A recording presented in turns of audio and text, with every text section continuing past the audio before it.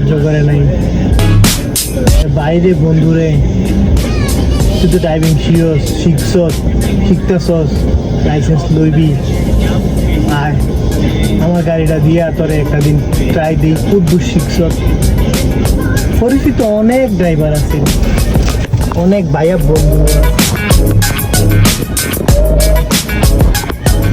কেউ নিজের থেকে কয় নাই যায় একদিন তুই পিকআপ বল, তোর ড্রাইভিংটা কেমন হয় কিন্তু দেখি, কেউ কয় নাই। 10টা টিয়া দিয়ে কেউ হেল্প করে নাই যে দুবাইতে তো ড্রাইভিং লাইসেন্স পেয়েছে কত দাম, যারা দুবাই থাকে তারা কেউ 10টা টিয়া দিয়ে চায় নাই যে তুই পরের মাসে দিয়া লাইস ওহন লইয়া যা, লাইসেন্সটা শেষ করে দিস, তোর তো মনে সমস্যা হইতে পারে, কেউ কয় নাই।